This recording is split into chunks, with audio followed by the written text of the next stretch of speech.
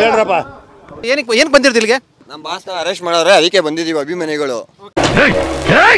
ಅವನ್ ನೋಡಿದ್ರೆ ಇವನಿಗೆ ಬಿಲ್ಡಪ್ ಕೊಡ್ತಾ ಇದ್ದಾನೆ, ಇವನ್ ನೋಡಿದ್ರೆ ಅವನಿಗೆ ಬಿಲ್ಡಪ್ ಕೊಡ್ತಾ ಇದ್ದಾನೆ. ಏನ್ ಅರೆಸ್ಟ್ ಮಾಡಿರೋದು?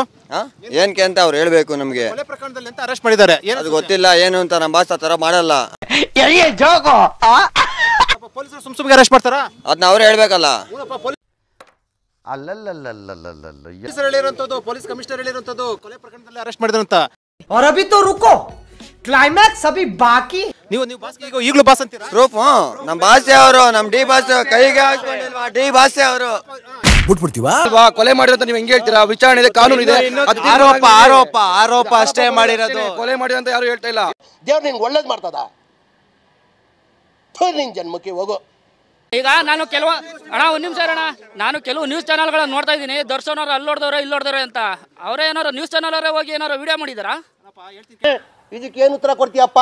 ಏನು ಉತ್ತರ ಕೊಡ್ತೀಯ ಇದಕ್ಕೆ? ಹೇಳು ಒಂಚೂರು. ಅವರ ಡ್ರೈವರ್ ಮತ್ತೆ ಗನ್ಮ್ಯಾನ್ ದರ್ಶನ್ ಹೇಳಿದಕ್ಕೋಸ್ಕರ ಹೋಗಿ ನಾವು ಅವ್ರನ್ನ ಹೊಡೆದಿದ್ದು ಅಂತ ಹೇಳಿದ್ದಾರೆ. ಇದಕ್ಕಿಂತ ಸಾಕ್ಷಿ ಏನ್ ಬೇಕು? ಹಂಗಾದ್ರೆ ಪೊಲೀಸ್ ಹೇಳಿರುವಂತದ್ದು ಯಾವ ಬೋಳಿ ಮಗ ಹೇಳಿದ್ರಿ?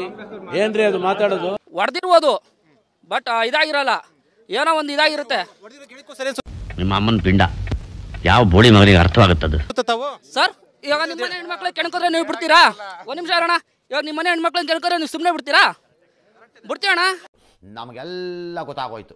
ಮಾಡೋ ಒಳ್ಳೆ ಕೆಲಸಗಳು ಯಾವುದು ಹೈಲೈಟ್ ಮಾಡಲ್ಲ ಅವ್ರು. ಇಂತ ಏನಂತ ಹೈಲೈಟ್ ಮಾಡ್ಬೇಕಾಯ್ತಪ್ಪ ನಿಮ್ ಪ್ರಕಾರ? ಏನು ಒಳ್ಳೇದ್ ಮಾಡೇ ಇಲ್ವಾ? ಅಂದ್ರೆ ಒಳ್ಳೇದ್ ಮಾಡೇ ಇಲ್ವಾ? ಕೊನೆಯ ಕ್ಷಣ ಆಗ್ಬೋದು, ಆಗ್ಬಾರ್ದು ಅಂತ ಏನಾದ್ರು ರೂಲ್ ಇದೆಯಾ?